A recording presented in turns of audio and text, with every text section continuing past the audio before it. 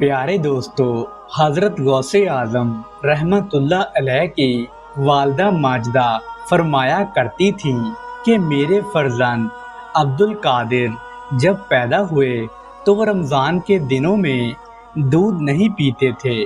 پھر 29 ماہ رمضان کو جب مطلع صاف نہیں تھا اور بدلی کی وجہ سے لوگ چاند نہیں دیکھ سکتے تھے تو صبح کو لوگ میرے پاس پوچھنے آئے کہ آپ کے صاحبزادے عبد القادر نے دودھ پیا ہے یا نہیں، تو میں نے انہیں کہلا بھیجا کہ انہوں نے دودھ نہیں پیا۔ تو اس طرح انہیں معلوم ہو جاتا تھا کہ آج رمضان کا دن ہے۔ جیلان کے تمام شہروں میں اس بات کی شہرت دور دور تک پھیل چکی تھی کہ شرفائے جیلان میں ایک لڑکا پیدا ہوا ہے جو رمضان المبارک میں دودھ نہیں پیتا۔ آپ رحمتullah علیہ کی والدہ ماجدہ جب حاملہ ہوئیں تو وہ فرماتی ہیں کہ اس وقت ان کی عمر 60 برس تھی، اور 60 برس کی عمر میں کہتے ہیں کہ قریش کے سوا اور 50 برس کی عمر میں عرب کے سوا کسی اور قبیلے کی عورت کو حمل نہیں ہوتا تھا۔ پیارے دوستو، ایک مرتبہ آپ رحمتullah علیہ سے کسی نے پوچھا کہ حضور، آپ رحمتullah علیہ کو یہ بات کب سے معلوم ہے کہ آپ اولیاء اللہ میں سے ہیں؟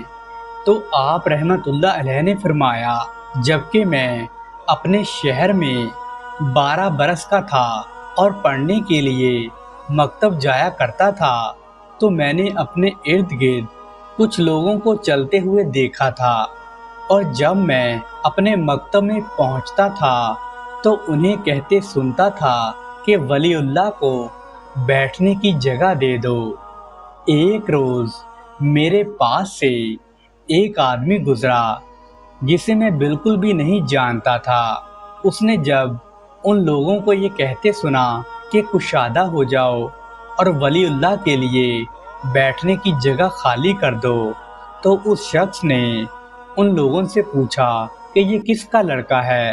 تو ایک آدمی نے اسے جواب دیا کہ یہ ایک شریف گھرانے کا لڑکا ہے۔ انہوں نے کہا، یہ ایک عظیم الشان شخص بنے گا۔ پیارے دوستو، حضرت شیخ عبد القادر جیلانی رحمتullah علیہ فرماتے ہیں کہ میں اپنے شہر میں جب چھوٹا بچہ تھا تو میں ایک روز عرفہ کے دن دیہات کی طرف چل نکلا اور کھیتی کے بیل کے پیچھے پیچھے چلنے لگا، تو اس نے میری طرف دیکھا اور کہا، عبد القادر، تم اس لیے پیدا نہیں ہوئے ہو۔ تو میں گھبرا کر اپنے گھر لوٹ آیا اور اپنے گھر کی چھت پر چڑھ گیا، اور لوگوں کو میں نے عرفات کے میدان میں کھڑے ہوئے دیکھا۔ تو پھر میں اپنی والدہ ماجدہ کے پاس گیا تو ان سے جا کر عرض کرنے لگا کہ آپ مجھے خدا کی راہ میں وقف کر دیں اور مجھے بغداد شریف جانے کی اجازت عطا فرما دیں کہ میں وہاں جا کر علم حاصل کروں۔ تو آپ رحمتullah علیہ کی والدہ نے جب بغداد جانے کا سبب دریافت کیا تو انہوں نے یہی واقعہ آپ کو سنا دیا۔ تو آپ کی والدہ ماجدہ نے آپ کو 80 دینار جو والد ماجد نے آپ کے پاس چھوڑے تھے، انہوں نے ان 80 دینار میں سے 40 دینار اپنے بیٹے حضرت شیخ عبد القادر جیلانی رحمتullah علیہ کو دے دیے۔ آپ رحمتullah علیہ فرماتے ہیں کہ میری والدہ نے میرے 40 دینار میری چھوٹی سی تھیلی میں سی دیے اور مجھے بغداد جانے کی اجازت دے دی، اور میری والدہ نے مجھے یہ تاکید کی کہ کسی بھی حال میں ہو ہمیشہ سچ بولنا۔ میں نے ان کی یہ تاکید اپنے پلے باندھ لی اور انہوں نے مجھے بغداد شریف جانے کے لیے رخصت کر دیا اور فرمایا، اے فرزند، میں محض اللہ سبحانہ و تعالیٰ کے لیے تمہیں اپنے پاس سے جدا کرتی ہوں और अब मुझे तुम्हारा मुंह क़यामत के दिन ही देखने को नसीब होगा।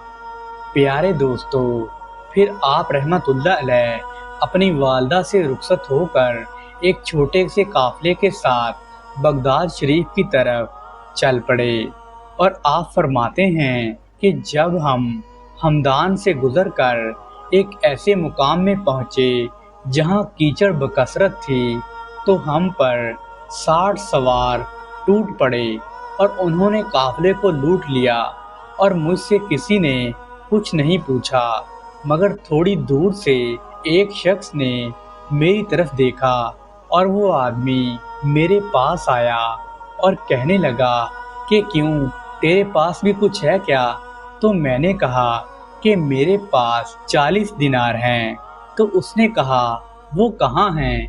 तो मैंने कहा वो मेरी गडड़ी में मेरी बगल के नीचे सिले हुए हैं। उसने जाना कि मैं उसके साथ मजाक कर रहा हूँ, तो वो इसलिए मुझे छोड़कर चला गया। तो उसके बाद एक दूसरा डाकू मेरे पास आया और वो भी मुझसे पूछने लगा, तो मैंने उसे भी वही जवाब दिया जो पहले डाकू को दिया था। तो उसने भी मुझे छोड़ दिया। उन दोनों ने जाकर अपने सरदार को ये बात बताई, तो उनका सरदार कहने लगा कि उस लड़के को मेरे पास लेकर आओ। वो आकर मुझे अपने सरदार के पास ले गए। तो उस वक़्त ये लोग एक ऊंची टीले पर बैठे हुए थे और काफ़िले का माल अपने साथियों में तकसीम कर रहे थे। तो उनके सरदार ने मुझसे पूछा कि क्यों ये लड़के, तेरे पास क्या है? तो मैंने कहा मेरे पास 40 दिनार हैं। तो वो सरदार कहने लगा कि वो कहाँ हैं? तो मैंने कहा वो मेरी बगल के नीचे कुर्ते में सिले हुए हैं। तो उसने मेरी गडड़ी के अधेड़ने का हुक्म दिया, तो मेरी गडड़ी उधेड़ दी गई। तो उसके अंदर से पूरे 40 दिनार निकले। तो सरदार ने मुझसे पूछा कि तुम्हें इनका इकरार करने पर किस चीज़ ने मजबूर किया? अगर तुम चाहते तो ये दिनार हमसे छुपा सकते थे। तो मैंने उसके सरदार से कहा कि मेरी वालिदा माजिदा ने मुझे सच बात कहने की तलकीन फरमाई थी और मैंने उनसे इस बात का वादा किया था कि मैं हमेशा से सच बोलूँगा, इसलिए मैं उनसे वादा तोड़ नहीं सकता था। दोस्तों, चोरों का सरदार मेरी ये गुफ्तगू सुनकर रोने लगा और कहने लगा कि ए लड़के, कि तुम अपनी वालिदा माजिदा से अहद शिकनी नहीं कर सकते और मेरी इतनी उम्र गुजर गई है कि मैं इस वक्त तक अपने परवरदिगार से अहद शिकनी कर रहा हूँ। तो फिर उस सरदार ने मेरे हाथ पर तौबा की। तो फिर उसके सब साथी कहने लगे कि तू लूट मार में हम सब का सरदार था, तो अब तौबा करने में भी तो हमारा सरदार बन। तो उन सब ने मेरे हाथ पर तौबा कर ली और सब ने काफिले का सारा लूटा हुआ माल वापस कर दिया। दोस्तों, ये पहला वाक़या था कि लोगों ने हज़रत शेख अब्दुल कादिर जिलानी रहमतुल्लाह अलैह के हाथ पर तौबा की थी। सुभान अल्लाह। प्यारे दोस्तों, जब आप रहमतुल्लाह अलैह पैदा हुए थे तो आप रहमतुल्लाह अलैह ने अपने बगदाद जाने के वक़्त बहुत नाज़ो नेमत से परवरिश पाई थी और हमेशा आप रहमतुल्लाह अलैह पर तौफ़ीक़े इलाही रही थी। आपने 18 बरस की उम्र में बगदाद शरीफ का सफ़र शुरू किया था। उस वक़्त बगदाद का खलीफा अल मुस्तनसर बिल्ला अबुल अब्बास था, जो खुलफाए अब्बासिया में से था। 470 हिजरी में वो पैदा हुआ था और 16 बरस की उम्र में अपने वालिद की वफ़ात के बाद वो खिलाफत पर जा बैठा था। प्यारे दोस्तों, मोसल के एक बुजुर्ग आप रहमतुल्लाह अलैह के मजलिसे वाज की कैफियत का मंजर बयान करते हुए फरमाते हैं कि मेरे वालिद मोहतरम कहा करते थे कि हजूर गौसे आज़म रहमतुल्लाह अलैह अपनी मजलिस में बेशुमार अलूम पर اظہار گفتگو کیا کرتے تھے۔ آپ رحمت اللہ علیہ کے کلام کی خوبی اور آپ رحمت اللہ علیہ کا انداز بیان کا یہ کمال ہوتا تھا کہ آپ کی عظمت و مرتبہ کو دیکھتے ہوئے آپ کی مجلس میں نہ تو کوئی شخص آپس میں گفتگو کرتا تھا اور نہ ہی کھنکارتا تھا اور نہ ہی کوئی ادھر ادھر دیکھتا تھا، بلکہ سب حاضرین ہمہ تن گوش آپ کا واعظ بڑے انہماک سے سنا کرتے تھے۔ آپ رحمت اللہ علیہ کی مجلس سے دور و نزدیک بیٹھے ہوئے لوگ یکساں طور پر محظوظ ہوتے تھے۔ آپ رحمت اللہ علیہ کی نگاہ اہل مجلس کے دلوں پر ہوتی تھی۔ جب آپ منبر مبارک پر کھڑے ہوتے تو حاضرین مجلس میں کوئی بھی بیٹھا نہ رہتا تھا، سب لوگ آپ کے احترام میں کھڑے ہو جایا کرتے تھے۔ جب آپ حاضرین سے فرماتے تو خاموش ہو جاؤ تو ہر طرف مکمل طور پر خاموشی کا عالم چھا جاتا تھا۔ آپ کی مجلس میں انسانوں کے علاوہ جنات بھی حاضر ہوا کرتے تھے۔ بعض حاضرین مجلس جب اپنے ہاتھ فرش پر رکھتے تو ان کے ہاتھ ان لوگوں سے چھو جاتے تھے جو بظاہر طور پر دکھائی نہیں دیتے تھے۔ بعض اوقات تو ایسا بھی ہوتا تھا کہ آپ کے وعظ کے دوران فضا سے رونے کی بلند آوازیں آیا کرتی تھیں۔ حضرت غوث اعظم رحمت اللہ علیہ کی نگاہ کامل کا یہ عالم تھا کہ آپ اپنے وعظ کے دوران بعض لوگوں سے فرمایا کرتے تھے کہ تم لوگ میرے پاس نہ بیٹھو، اس لیے کہ یہ مقام ولایت ہے، یہ مدارج کا مقام ہے۔ اے توبہ کرنے والو تم آگے آ جاؤ، اے معافی کے طلبگارو بسم اللہ آگے آ جاؤ، اے خلوص کے چاہنے والو تم بھی آگے آ جاؤ۔ میری مجلس وعظ میں ہر ہفتے، ہر ماہ، ہر سال آؤ۔ اگر یہ بھی نہیں کر سکتے تو پھر اپنی ساری عمر میں ایک ہی بار میری مجلس میں تشریف لایا کرو اور مجھ سے ہزاروں چیزیں لے کے جایا کرو۔ اے ہزاروں برس سفر کرنے والو، میری مجلس میں آ کر ایک بات سن لو۔ جب تم میری مجلس میں وعظ سننے آؤ تو اپنے زہد و تقویٰ کے غرور اور ریاکاری کو اپنے دل سے نکال کر آؤ، اور جو کچھ میرے پاس ہے اسے اپنے لیے حاصل کر لو۔ میری مجلس میں مقبولان بارگاہ الہی، اولیاء اللہ اور رجال الغیب بھی تشریف لاتے ہیں۔ ناظرین محترم، ایک مرتبہ کا واقعہ ہے کہ حضرت غوث اعظم رحمت اللہ علیہ بیٹھے ہوئے بیان فرما رہے تھے کہ اس مجلس میں اس وقت کے جید علماء کرام اور فقہا حضرات بھی شامل تھے۔ آپ قضاء و قدر کے مسئلے پر خطاب فرما رہے تھے۔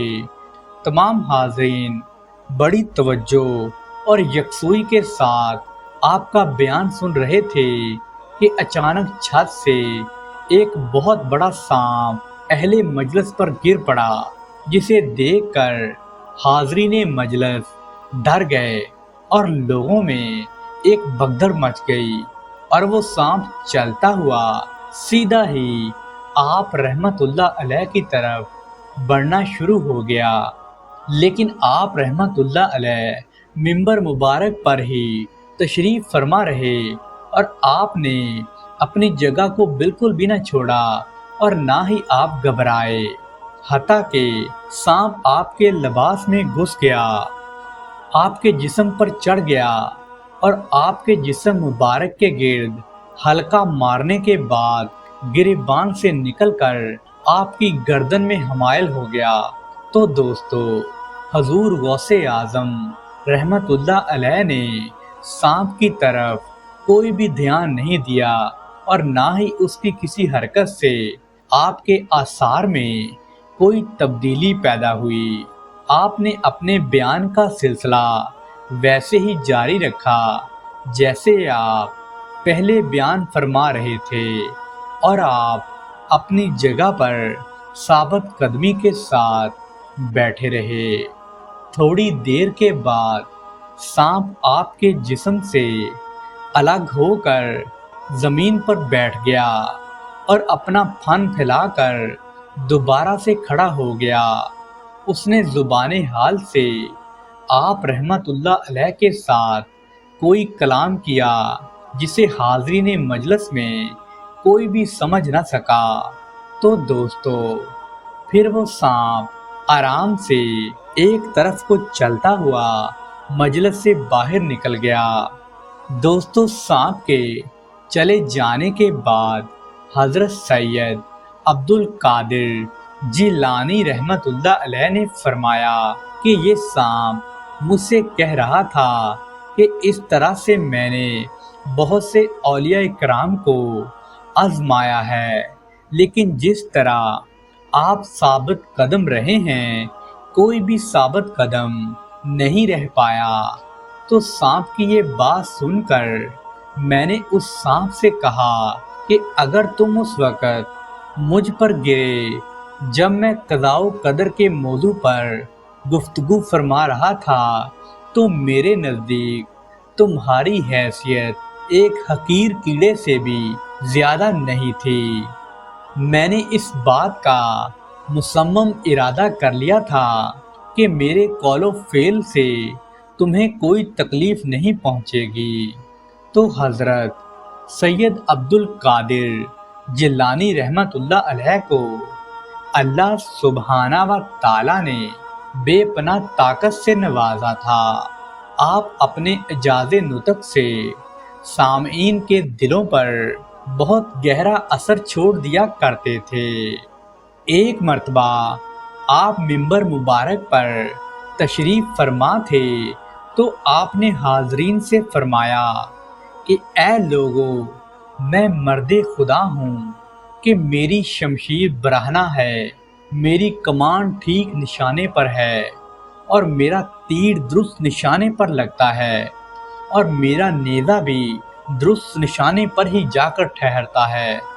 میرا گھوڑا چست و تیز رفتار ہے۔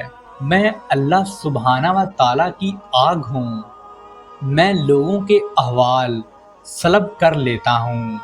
میں ایسا ٹھاٹھے مارتا ہوا سمندر ہوں جس کا کوئی کنارہ نہیں ہے۔ میں اپنے آپ سے ماورا اپنی خصوصی نگاہ میں اپنی توجہ رکھتا ہوں۔ اے روزے دارو، اے شب بیداری کرنے والو، اے پہاڑ والو، تمہارے عبادت خانے زمین بوس ہو جائیں گے۔ جو اللہ سبحانہ و تعالیٰ کی جانب سے ہے اسے قبول کر لو۔ اے وقت کی بیٹیوں، اے ابدال و اطفال کے لوگوں، آؤ اس بحر بے کنارہ کو دیکھو جس کا کوئی ساحل نہیں ہے۔ مجھے قسم ہے اللہ سبحانہ و تعالیٰ کی عزت کی کہ نیک بخت اور بد بخت میرے سامنے پیش کیے جاتے ہیں۔ اے اہل مشرق، اے اہل مغرب، اے اہل زمین اور اے اہل آسمان، اللہ سبحانہ و تعالیٰ نے مجھ سے فرمایا ہے کہ میں وہ کچھ جانتا ہوں جو تم میں سے بہت سے لوگ نہیں جانتے۔ مجھے ہر دن میں 70 مرتبہ حکم دیا جاتا ہے کہ یہ کام اس طرح کرو۔ اے عبد القادر، تمہیں قسم ہے میری کہ یہ چیز کھا لو اور یہ چیز مت کھاؤ۔ میں تم سے گفتگو کرتا ہوں اور امن رکھتا ہوں۔ پیارے دوستو، ایک مرتبہ ایک بزرگ حضرت ابو المظفر اسماعیل بیان فرماتے ہیں کہ حضرت شیخ علی ابن ابی حریری رحمت اللہ علیہ جب کبھی بھی بیمار ہوتے تھے تو اکثر میرے باغ میں تشریف لے آیا کرتے تھے۔ ایک مرتبہ جب آپ رحمت اللہ علیہ بیمار پڑ گئے اور میرے باغ کی طرف تشریف لائے تو حضرت شیخ عبد القادر جیلانی رحمت اللہ علیہ آپ کی تیمار داری کی غرض سے میرے پاس تشریف لائے۔ میرے باغ میں کھجوروں کے بڑے بڑے درخت تھے جو بالکل ہی خشک ہو چکے تھے۔ تقریباً 4 برس گزر گئے تھے کہ وہ درخت پھل نہیں دیتے تھے، تو میں نے ان درختوں کو کاٹنے کی نیت کر رکھی تھی۔ حضور غوث پاک رحمت اللہ علیہ ان کھجوروں کے درختوں میں سے ایک درخت کے نیچے گئے اور لوٹے سے وضو فرمایا۔ پھر آپ رحمت اللہ علیہ نے دوسرے درخت کے نیچے 2 رکعت نماز نفل ادا کی۔ وہ دونوں درخت چند دنوں کے اندر ہی ہرے بھرے ہو گئے اور ان پر کھجوروں کے گچھے لگ گئے، حالانکہ اس موسم میں کھجوروں کا کوئی نام و نشان بھی نظر نہیں آتا تھا۔ سبحان اللہ۔ پیارے دوستو، حضرت شیخ صدقہ بغدادی رحمت اللہ علیہ ارشاد فرماتے ہیں کہ ایک مرتبہ حضور غوث اعظم رحمت اللہ علیہ کی مجلس پاک میں کچھ لوگ بیٹھے ہوئے تھے اور آپ کی آمد کے انتظار میں تھے کہ آپ وہاں تشریف لائیں اور لوگوں کو وعظ و نصیحت فرمائیں۔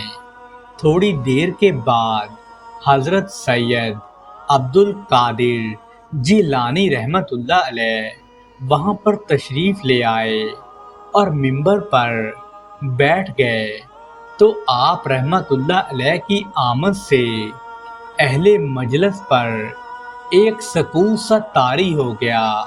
ابھی نہ تو آپ نے گفتگو کا آغاز ہی فرمایا تھا اور نہ ہی کسی قاری کو قرآن پاک کی تلاوت کرنے کے لیے کہا تھا کہ اسی خاموشی کے عالم میں ہی اہل مجلس پر رقت طاری ہو گئی۔ میرے دل میں خیال پیدا ہوا کہ ابھی تو آپ رحمت اللہ علیہ نے کوئی بات بھی نہیں کی اور نہ ہی قاری نے قرآن مجید کی تلاوت فرمائی ہے، تو پھر اہل مجلس پر رقت و وجد کی کیفیت کیسے طاری ہو گئی؟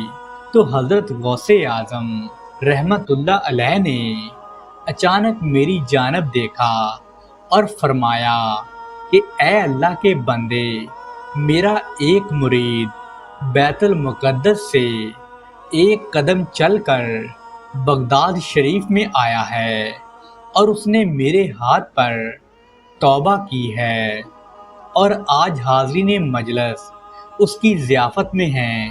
یہ بات سن کر میں نے اپنے دل میں خیال کیا کہ جو مرید ایک قدم میں بیت المقدس سے بغداد شریف پہنچ سکتا ہے کہ اسے توبہ کی حاجت ہے، تو آپ نے پھر میری طرف دیکھا اور قلبی خیال سے واقف ہو کر فرمایا کہ توبہ وہ اس بات سے کرتا ہے کہ میں نے تو قدم اٹھا لیا بیت المقدس سے بغداد شریف کی جانب، کاش کہ میرا یہ قدم اللہ کی محبت کے راستے میں اٹھتا، اور اب میں اس مرید کو دین کی تعلیمات سے آگاہ کروں گا۔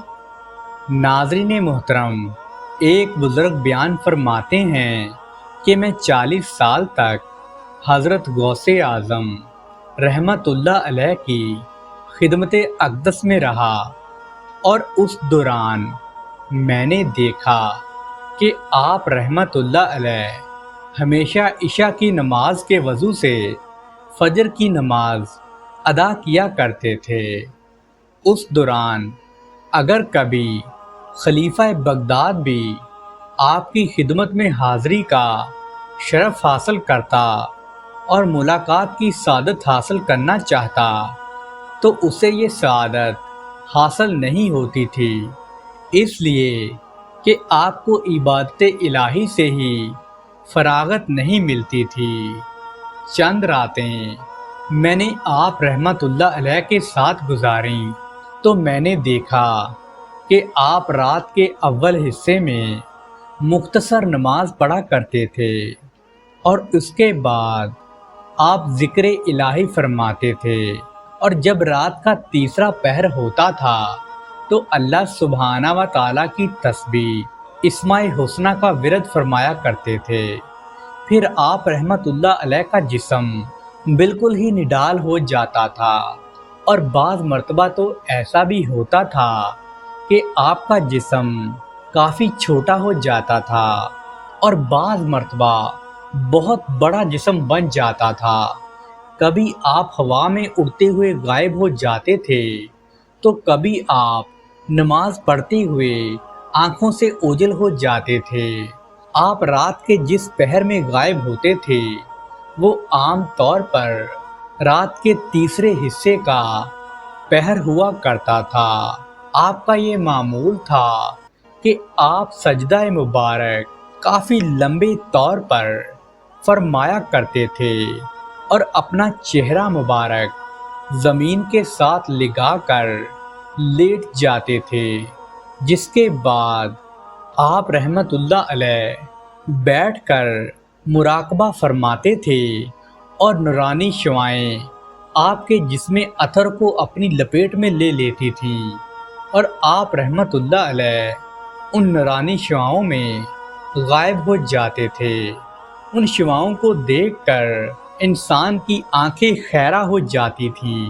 کبھی تو یوں بھی ہوتا تھا کہ السلام علیکم، السلام علیکم کہنے کی آوازیں آتی تھیں، اور آپ رحمت اللہ علیہ اس کے جواب میں وعلیکم السلام فرمایا کرتے تھے، اور اسی حالت میں فجر کا وقت بھی ہو جاتا تھا، اور پھر آپ نماز فجر کی ادائیگی کے لیے کمرے سے باہر تشریف لے آتے تھے۔ ناظرین کرام، حضرت شیخ شیبانی رحمت اللہ علیہ ایک جگہ بیان فرماتے ہیں کہ حضرت سید عبد القادر جیلانی رحمت اللہ علیہ کے صاحب کرامت ہونے کی شہرت ہر طرف پھیل چکی تھی، اور پورے بغداد شریف میں آپ کا شہرہ مانا جاتا تھا۔ تو ایک دن شہر بغداد کے تقریباً 100 کامل علماء کرام اپنے اپنے مسئلے لے کر اکٹھے ہو کر آپ رحمت اللہ علیہ کی خدمت میں حاضر ہوئے۔ یہ علماء کرام جب آپ کی خدمت میں آئے تو اتفاق سے اس وقت میں بھی وہاں پر بیٹھا ہوا تھا۔ ان علماء کرام کے مجلس میں بیٹھتے ہی حضور غوث اعظم رحمت اللہ علیہ مراقبے کی حالت میں چلے گئے، اور آپ رحمت اللہ علیہ کے سینہ مبارک سے نور کی ایسی زبردست شعاع نکلی کہ جسے بہت سے لوگوں نے اپنی ظاہری آنکھوں سے دیکھا، لیکن کچھ لوگ اسے نہ دیکھ سکے۔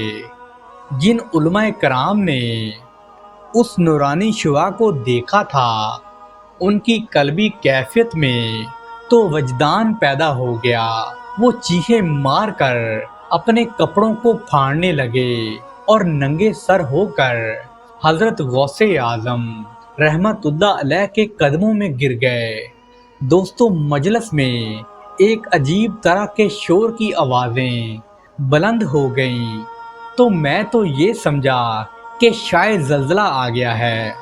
تو پھر میں نے دیکھا کہ حضور غوث اعظم رحمت اللہ علیہ ہر ایک عالم کو اپنے سینے سے لگاتے جاتے تھے، اور اس سے فرماتے تھے یہ تمہارا سوال ہے اور یہ اس کا جواب ہے۔ اس طرح آپ نے تقریباً 100 علماء کرام کو مطمئن کر کے وہاں سے بھیجا۔ سبحان اللہ۔ پیارے دوستو، ایک مرتبہ کا ذکر ہے کہ ایک چور حضرت غوث اعظم رحمت اللہ علیہ کے گھر میں چوری کی نیت سے داخل ہوا تو وہ اندھا ہو گیا، اسے کچھ بھی نظر نہیں آ رہا تھا، اور وہ گھر کے ایک کونے میں چھپ کر بیٹھ گیا۔ اسی دوران میں آپ رحمت اللہ علیہ کے پاس حضرت خضر علیہ السلام تشریف فرما ہوئے، اور کہنے لگے کہ ایک ابدال کا انتقال ہو گیا ہے جس کے لیے حکم صادر ہوا ہے کہ اس کی جگہ فوری طور پر آپ کو ابدال تعینات کر دیا جائے۔ تو آپ رحمت اللہ علیہ نے ارشاد فرمایا کہ ہمارے گھر کے ایک کونے میں ایک آدمی بڑی عاجزی اور انکساری سے پڑا ہوا ہے، جاؤ اس کو تو لے کر آؤ اور میرے سامنے پیش کرو، اس کو میں اس ابدال کی جگہ مقرر کر دوں گا۔ چنانچہ حضرت خضر علیہ السلام نے گھر کے ایک کونے سے اس آدمی کو نکالا اور آپ رحمت اللہ علیہ کی خدمت میں پیش کر ڈالا، تو آپ نے اس پر ایک ہی نگاہ کرم فرمائی جس کی بدولت اس کا دل علم و عرفان سے منور ہو گیا، اور پھر آپ رحمت اللہ علیہ نے اس چور آدمی کو ابدال کے مرتبے پر فائز فرما دیا۔ سبحان اللہ۔ پیارے دوستو، حضرت شیخ محمد صادق شیبانی رحمت اللہ علیہ سے یہ مروی ہے کہ سلسلہ سہروردیہ کے شیخ حضرت شیخ شہاب الدین سہروردی رحمت اللہ علیہ کے والد محترم کے کوئی اولاد نہیں تھی، تو ان کی زوجہ محترمہ حضور غوث اعظم رحمت اللہ علیہ کی خدمت اقدس میں حاضر ہوئیں اور آپ سے عرض کی کہ حضور میرے لیے اللہ سبحانہ و تعالیٰ سے اولاد کی دعا تو فرما دیں۔ تو آپ رحمت اللہ علیہ نے ان کے حق میں دعا فرمائی اور پھر ارشاد فرمایا کہ بہت جلد ہی اللہ سبحانہ و تعالیٰ تمہیں ایک بیٹے کی نعمت سے نوازے گا۔ اللہ سبحانہ و تعالیٰ کی قدرت سے یہ نیک بی بی حاملہ ہو گئیں اور مقررہ وقت پر بچے کی ولادت ہوئی، تو دیکھا کہ لڑکے کی بجائے تو لڑکی پیدا ہوئی ہے۔ چنانچہ اس بات کی خبر جب حضرت غوث پاک رحمت اللہ علیہ کو پہنچی، تو آپ نے یہ سن کر اطلاع لانے والے سے فرمایا کہ جا کر اچھی طرح سے دیکھو، وہ لڑکا ہے، لڑکی نہیں ہے۔ یہ سن کر وہ آدمی ان کے گھر گیا اور جا کر دیکھا تو واقعی ہی وہ لڑکا تھا۔ تو آپ رحمت اللہ علیہ نے اس بچے کا نام شہاب الدین تجویز فرمایا اور ارشاد فرمایا کہ انشاءاللہ اللہ سبحانہ و تعالی جو سب چیزوں کا پروردگار ہے، اس کے فضل و کرم سے یہ بچہ بہت لمبی اور طویل عمر پائے گا اور اپنے وقت کا کامل ترین بزرگ سمجھا جائے گا۔ دوستو، پھر بعد میں ہوا بھی ایسے ہی جو آپ رحمت اللہ علیہ نے فرمایا تھا۔ حضرت شیخ شہاب الدین عمر سہروردی رحمت اللہ علیہ اپنے وقت کے بہت بڑے ولی اللہ ہوئے اور انہوں نے بہت لمبی عمر پائی۔ دوستو، حضرت شیخ تقی الدین رحمت اللہ علیہ اپنی کتاب میں لکھتے ہیں کہ جب آپ رحمت اللہ علیہ بغداد کے قریب پہنچے تو حضرت خضر علیہ السلام نے آپ کو شہر کے اندر جانے سے روک دیا اور کہنے لگے کہ ابھی تمہیں 7 برس تک اس شہر کے اندر جانے کی اجازت نہیں ہے، اس لیے آپ رحمت اللہ علیہ پورے 7 برس تک دریائے دجلہ کے کنارے ٹھہرے رہے اور شہر میں داخل نہ ہوئے اور صرف ساگ وغیرہ سے ہی اپنا پیٹ بھرتے تھے، یہاں تک کہ ساگ کی سبزی آپ کی گردن سے واضح طور پر نمایاں ہونے لگی تھی۔ تو دوستو، جب پورے 7 برس بیت گئے تو آپ نے ایک رات کھڑے ہو کر یہ آواز سنی کہ اے عبد القادر، اب تم شہر کے اندر جا سکتے ہو۔ گویا رات کو بارش ہو رہی تھی اور تمام رات ہی بارش ہوتی رہی، مگر آپ رحمت اللہ علیہ شہر کے اندر چلے گئے اور شیخ حماد بن مسلم کی خانقاہ پر جا ٹھہرے۔ شیخ موصوف نے اپنے خادم سے روشنی بجھوا کر خانقاہ کا دروازہ بند کرا دیا، تو اس لیے آپ رحمت اللہ علیہ پوری رات دروازے پر ہی رکے رہے اور آپ کو نیند بھی آ گئی تھی۔ پیارے دوستو، حضرت شیخ عبد القادر جیلانی رحمت اللہ علیہ فرماتے ہیں کہ بغداد شریف میں مجھے بہت ساری مشکلات پیش آئیں کہ جب میں بغداد میں قیام کرنے گیا تو 20 روز تک مجھے کھانے کے لیے کوئی بھی چیز نہیں ملی۔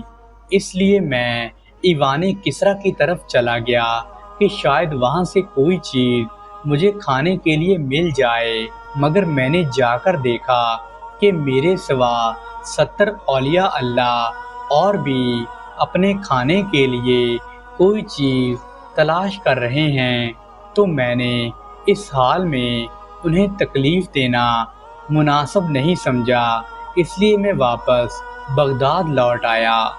یہاں مجھے شہر کا ایک آدمی ملا جسے میں نہیں جانتا تھا۔ اس شخص نے مجھے کچھ سونا چاندی کے ریزے دیے اور کہنے لگا کہ یہ تمہارے لیے تمہاری والدہ ماجدہ نے بھیجے ہیں۔ میں فوراً اس ویران محل کی طرف چلا گیا اور ان ریزوں میں سے ایک ریزہ میں نے رکھ لیا اور باقی ان اولیاء کرام میں تقسیم کر دیے جو میری طرح ہی کھانے کی تلاش میں تھے۔ تو انہوں نے مجھ سے پوچھا کہ یہ کہاں سے لائے ہو؟ تو میں نے ان سے کہا کہ یہ میرے لیے میری والدہ ماجدہ نے بھیجے ہیں۔ میں نے مناسب نہیں جانا کہ میں سارے اپنے پاس رکھ لوں، اس لیے میں نے آپ لوگوں کو بھی اس میں شریک کر لیا ہے۔ تو اس کے بعد میں دوبارہ بغداد لوٹ آیا اور اس ایک ریزے کا جسے میں نے اپنے لیے رکھا تھا بازار سے کھانا خریدا اور فقراء کو بلا کر یہ کھانا ہم سب نے مل کر کھایا۔ پیارے دوستو، حضرت ابو بکر تمیمی بیان فرماتے ہیں کہ میں نے حضرت شیخ عبد القادر جیلانی رحمت اللہ علیہ سے سنا ہے کہ آپ نے بیان فرمایا کہ جب بغداد میں قحط سالی ہوئی تھی تو مجھے اس وقت نہایت تنگ دستی پہنچی تھی۔ کئی روز تک میں نے بالکل بھی کھانا نہیں کھایا تھا، بلکہ اسی اثناء میں کوئی پھینکی ہوئی چیز تلاش کرتا اور اسے کھا لیتا تھا۔ ایک روز مجھے بھوک نے بہت ستایا تو میں دریائے دجلہ کی طرف چل پڑا کہ شاید مجھ کو وہاں سے کوئی چیز کھانے کے لیے مل جائے اور تاکہ میں اس سے اپنی بھوک کی آگ بجھا سکوں۔ لیکن جب میں اس طرف گیا تو میں جدھر جاتا وہیں پر اور لوگ بھی پہلے سے موجود ہوتے اور جو کچھ ملتا وہ اسے اپنے لیے اٹھا لیتے۔ اگر کوئی چیز بھی ملتی تو اس وقت میرے ساتھ بہت سے فقراء بھی موجود ہوتے تھے اور ان سے مزاحمت اور پیش قدمی کر کے اس چیز کو لینا میں اپنے لیے اچھا نہیں سمجھتا تھا، اور آخر میں شہر میں واپس لوٹ آیا اور یہاں مجھے کوئی ایسا موقع نہیں ملا کہ جہاں کوئی پھینکی ہوئی چیز لوگوں نے مجھ سے پہلے نہ اٹھا لی ہو۔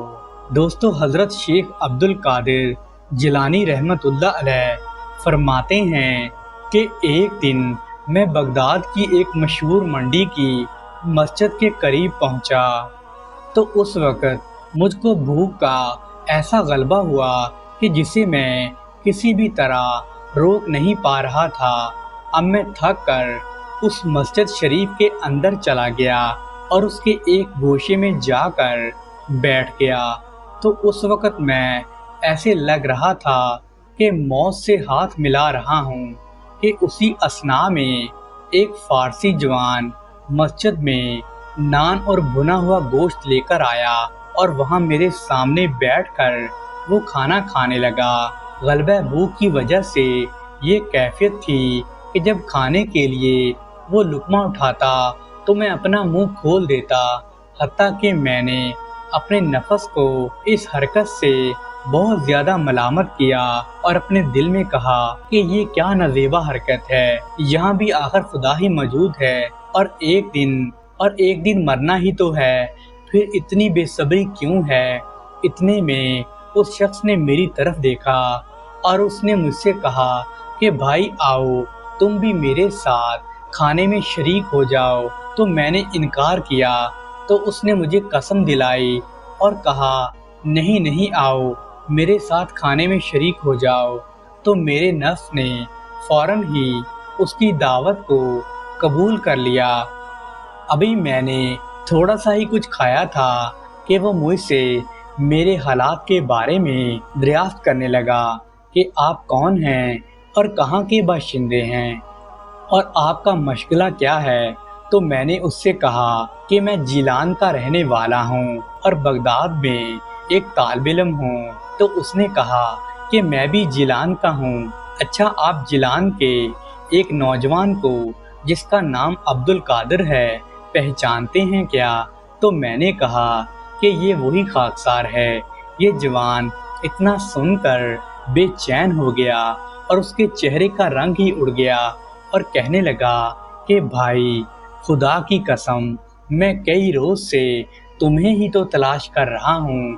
جب میں بغداد میں داخل ہوا تو اس وقت میرے پاس اپنا ذاتی خرچ بھی موجود تھا، مگر جب میں نے تمہیں تلاش کیا تو مجھے کسی نے تمہارا پتہ نہیں بتایا، تو میں تمہیں تلاش کرتا ہوا اپنا سارا مال خرچ کر چکا ہوں کہ تمہارا خرچ میرے پاس موجود تھا۔ آخر کار 3 روز تک میں اپنے کھانے کے لیے کسی بھی چیز کا بندوبست نہ کر سکا اور میرے پاس صرف تمہارا خرچہ موجود تھا۔ جب میں نے دیکھا کہ مجھے تیسرا فاقہ گزرنے کو ہے کہ تیسرے روز تو میری حالت اس قدر خراب ہو گئی تھی کہ میں نے سوچا کہ کیوں نہ مردار ہی کھا لوں، لیکن پھر میرے دل میں خیال آیا کہ میں تمہاری امانت میں سے ایک وقت کے کھانے کے دام نکال لیتا ہوں اور اس کا کھانا خرید لیتا ہوں۔ یہ کھانا میں نے اسی دام سے خریدا ہے، اب آپ بھی خوشی سے یہ کھانا کھا لیجئے، یہ آپ ہی کا کھانا ہے اور میں آپ کا مہمان ہوں۔ گو بظاہر یہ میرا کھانا تھا اور آپ میرے مہمان تھے۔ تو میں نے کہا تو پھر اس کی تفصیل بھی بتلائیے۔ تو اس نے کہا کہ آپ کی والدہ ماجدہ نے میرے ہاتھ آپ کے لیے 8 دینار بھیجے تھے، تو میں نے کھانا اسی سے خریدا ہے اور میں آپ سے اپنی اس خیانت کی معافی چاہتا ہوں کہ میرے نفس نے مجھے اس کی اجازت دے دی تھی کہ میں اس کا کھانا خرید لوں۔ تو میں نے اس نوجوان سے کہا یہ تو کوئی خیانت نہیں ہے، آپ کیا کہتے ہیں؟ پھر میں نے اسے تسلی دی اور اطمینان دلایا۔ پھر ہم دونوں نے اس کھانے میں سے کھانا کھایا اور پھر میں نے اس نوجوان کو واپس بھیج دیا اور اسے کچھ نقدی بھی دی جو اس نے قبول کر لی۔ سبحان اللہ۔